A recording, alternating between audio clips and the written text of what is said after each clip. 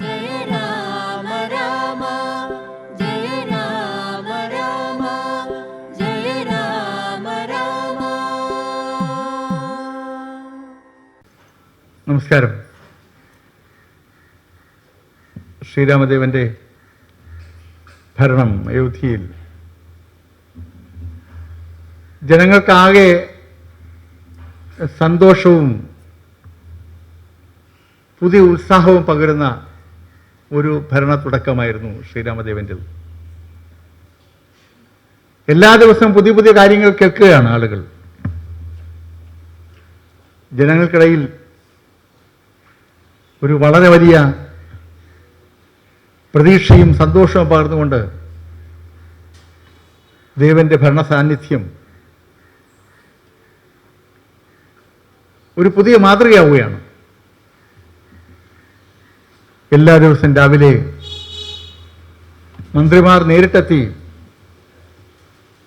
അവരവരുടെ ചുമതലയിൽ നടക്കേണ്ടുന്ന കാര്യങ്ങൾ, നടന്ന കാര്യങ്ങൾ ഇവയൊക്കെ രാജസദസ്സിൽ വിശദീകരിക്കുമായിരുന്നു. ഏതാണ്ട് 2 മാസക്കാലം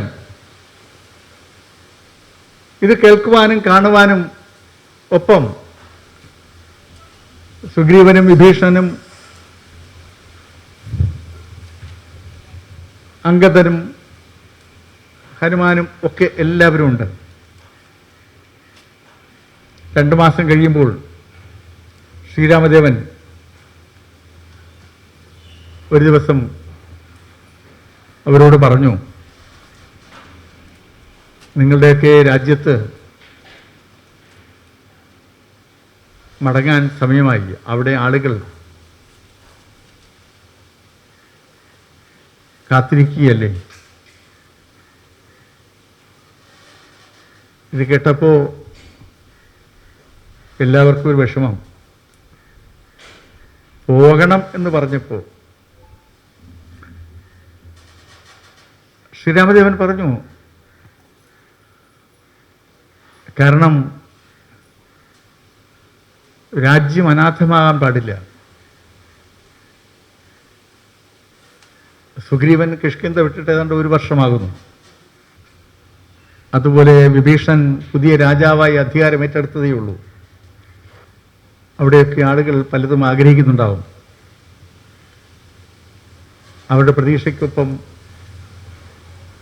കാര്യങ്ങൾ നിർവഹിക്കണം. ദുഃഖത്തോടെയാണെങ്കിലും വിഷമത്തോടെ ആണെങ്കിലും എല്ലാവരും തങ്ങളുടെ നാടുകളിലേക്ക് മടങ്ങിപ്പോകുവാൻ തീരുമാനിച്ചു. ശ്രീരാമദേവൻ ധാരാളം സമ്മാനങ്ങൾ ഇവർക്ക് ഓരോരുത്തർക്കും നൽകുവാൻ തീരുമാനിച്ചു. സുഗ്രീവനോട് കിഷ്കിന്ധയിലേക്ക് മടങ്ങുവാൻ പറയുന്ന അവസരത്തിൽ സുഗ്രീവനെ ആലിംഗനം ചെയ്തുകൊണ്ട് പ്രിയ സഹോദര എന്ന് വിളിച്ചുകൊണ്ടാണ് സുഗ്രീവനോട് ഭഗവാൻ സംസാരിച്ചത്. നിന്റെ സഹായം, നിന്റെ നേതൃത്വം ഇല്ലായിരുന്നുവെങ്കിൽ ഇക്കാര്യങ്ങളൊന്നും ഈ വിധത്തിൽ ശുഭകരമായി വേഗത്തിൽ അവസാനിക്കുമായിരുന്നില്ല. നീ എന്നും ശ്രേഷ്ഠതയോടുകൂടി നിന്റെ നാമം നിലനിൽക്കും. ജനങ്ങൾക്ക് യാതൊരു തരത്തിലുള്ള ബുദ്ധിമുട്ടും ഉണ്ടാകാതെ പോയി ഭരിക്കുക. നാം അവിടെ വരും. നാം കിഷ്കിന്ധയിൽ വീണ്ടും വരും. നമുക്ക് കണ്ടുമുട്ടാം. ശ്രീരാമദേവൻ വീണ്ടും വരുമെന്ന് പറഞ്ഞപ്പോൾ സുഗ്രീവന് വളരെ സന്തോഷമായി. നാം അവിടേക്ക് വരും എന്ന് ഒരു വാക്ക് കൊടുക്കുകയല്ലേ. അങ്ങനെ സുഗ്രീവനെ യാത്ര അയച്ചു. അപ്പോൾ സുഗ്രീവനോടൊപ്പം വന്ന വാനര സമൂഹത്തിൽ പെട്ട കുറേ വാനരന്മാരും മനുഷ്യരൂപം ധരിച്ച വാനരന്മാരാണ്. എല്ലാവരും പോയില്ല. അവിടെ കുറേ ആൾക്കാർ അവിടെ തന്നെ വീണ്ടും തങ്ങി നിന്നു. അത് കഴിഞ്ഞ് ഗുഹൻ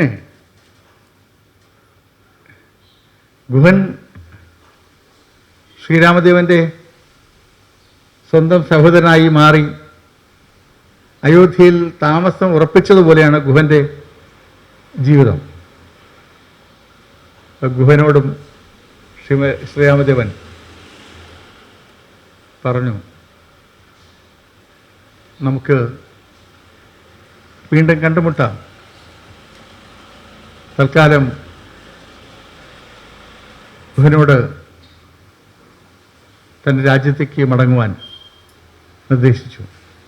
ധാരാളം സമ്മാനങ്ങൾ ഗുഹനും നൽകി. ഗുഹൻ കണ്ണുനീർ വാർത്തുകൊണ്ടാണ് പോകാനായി തുടങ്ങുന്നത്. അപ്പോൾ ഭഗവാൻ പറഞ്ഞു, ദുഃഖമരുത്. ദുഃഖത്തിൻ്റെതല്ല, സന്തോഷത്തിൻ്റെതാണ്. പക്ഷെ ഭഗവാനെ പിരിയുവാനുള്ള ദുഃഖം കൊണ്ടാണ്. ഗുഹന് ഏത് സമയവും ഇവിടെ വരാമല്ലോ. നമ്മുടെ സന്തോഷത്തിൽ പങ്കുചേരാം, നമുക്ക് എല്ലാവർക്കും ഒന്നിച്ച് മുന്നോട്ട് പോകാം. ഈ വിധം പറഞ്ഞ് ഗുഹനെ മടക്കി അയച്ചു. വിഭീഷണനെ വിളിപ്പിച്ചു. വിഭീഷണൻ വന്നു ഭഗവാന്റെ മുന്നിൽ സാഷ്ടാംഗം നമസ്കരിച്ചു. വിഭീഷണനോട് പറഞ്ഞു, പ്രിയ വിഭീഷണ, രാക്ഷസ രാജാവേ,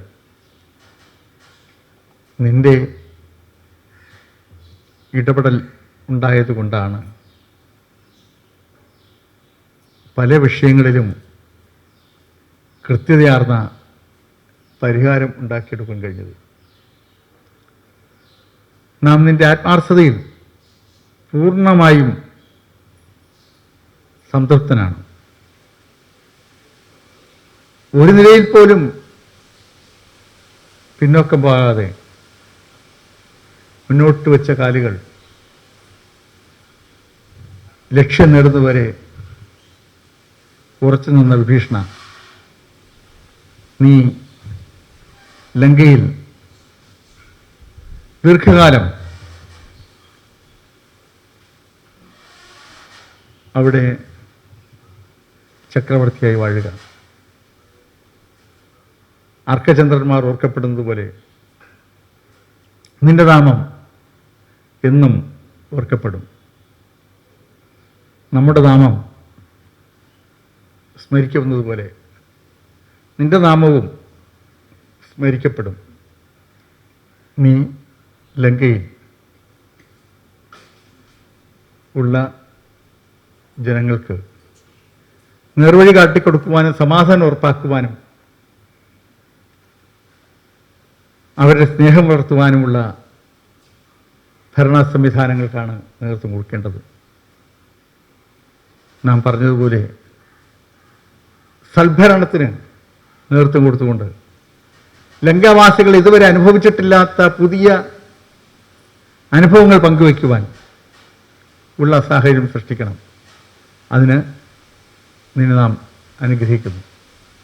ഈ വിധം പറഞ്ഞ് വിഭീഷണനെ സമ്മാനങ്ങൾ വാരിക്കൊടുത്ത് വിഭീഷണനെ യാത്രയാക്കി.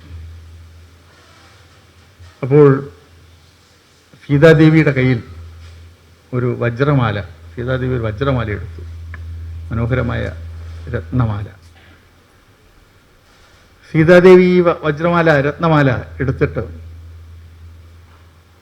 ഇതാർക്ക് കൊടുക്കണം എന്നിങ്ങനെ സീതാദേവി എടുത്ത് ഉയർത്തിപ്പിടിച്ചുകൊണ്ട് ഇങ്ങനെ ചിന്തിച്ചിരിക്കുക. അപ്പോൾ ശ്രീരാമദേവന് മനസ്സിലായി ഇതാർക്കാ കൊടുക്കുക എന്നുള്ളതിനെക്കുറിച്ച്. സീതാദേവി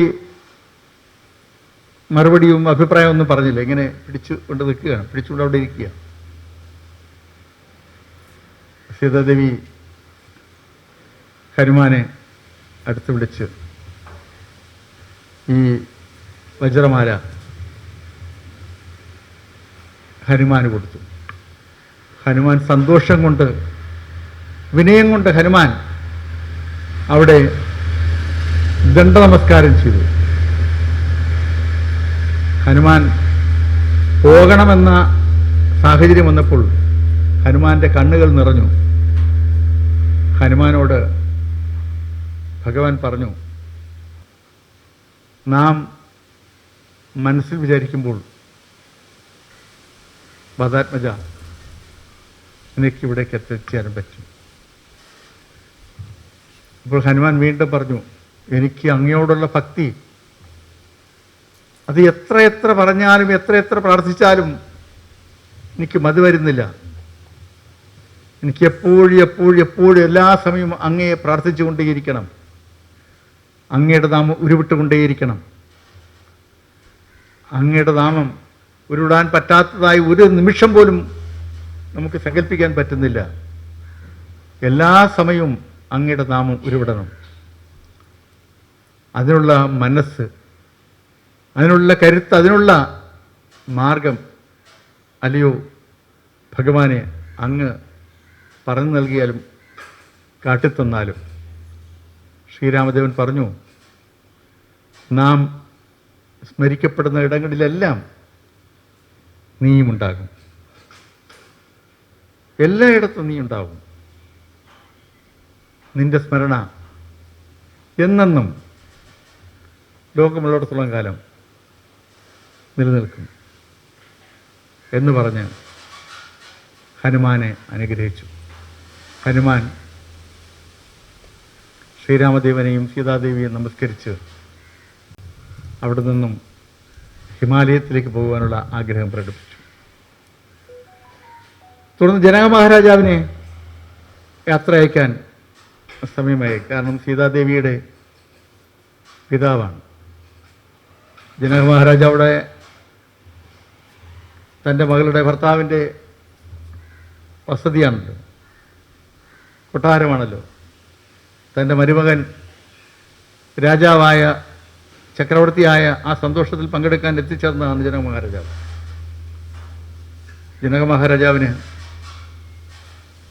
ധാരാളം സമ്മാനങ്ങൾ, ഗോക്കളെയും മറ്റുരുക്കളും കുതിരകളെയും ധാരാളം സമ്മാനങ്ങൾ ഇത് കൊടുത്തുകൊണ്ട് ജനക മഹാരാജാവിനെ ശ്രീരാമദേവനും സീതാദേവിയും സന്തോഷപൂർവ്വം യാത്ര അയച്ചു. ഇവരെല്ലാം പോയി കഴിഞ്ഞപ്പോൾ അയോധ്യയിലെ ഭരണത്തിന് വേറൊരു ദിശ വന്നു. ശ്രീരാമദേവൻ കൽപ്പിച്ചു, അയോധ്യയിൽ കോസല രാജ്യത്ത് യാതൊരു നിലയിലുള്ള ബുദ്ധിമുട്ടും ഏതെങ്കിലും വ്യക്തികൾക്ക് അനുഭവപ്പെടുന്ന സാഹചര്യം ഉണ്ടാകരുത്. സ്ത്രീകളും കുട്ടികളും വൃദ്ധജനങ്ങളും സദാ സംരക്ഷിക്കപ്പെടുന്നു എന്ന കാര്യം ഉറപ്പാക്കണം. രോഗം വേണ്ട, മരണം വേണ്ട, ദുഃഖം വേണ്ട. ഈ ഒരു സാഹചര്യത്തിലേക്ക് കോസരാജ്യം മാറി. എങ്ങും സന്തോഷത്തിൻ്റെയും സ്നേഹത്തിൻ്റെയും സഹവർത്തിത്വത്തിൻ്റെയും ഐശ്വര്യത്തിൻ്റെയും അന്തരീക്ഷം അയോധ്യയിലാകെ തളം കെട്ടി. ദേവന്മാർക്ക് വളരെ വലിയ സന്തോഷം. ദേവന്മാർ നോക്കുമ്പോൾ ശ്രീവൈകുണ്ഠം പോലെ തന്നെ അതിമനോഹരമായ ഒരു നാടായി കോസൽ രാജ്യവും അയോധ്യയും മാറിയിരിക്കുന്നു. ഭഗവാൻ ശ്രീരാമചന്ദ്രൻ്റെ ഭരണം എക്കാലത്തെയും മികച്ച ഒരു മാതൃകയായി വാഴ്ത്തപ്പെടുന്ന നിലയിലേക്ക് കാര്യങ്ങൾ നീങ്ങി. സദാസമയവും ശ്രീരാമചന്ദ്ര സ്മരണ നിലനിൽക്കുന്ന നിലയിലുള്ള സ്നേഹസ്പർശം എല്ലായിടത്തും ഉണ്ടാകുന്നുണ്ടായിരുന്നു. ആ നിലയിലുള്ള ഭരണം അയോധ്യയിൽ ശ്രീരാമദേവൻ്റെ നേതൃത്വത്തിൽ തുടർന്നു.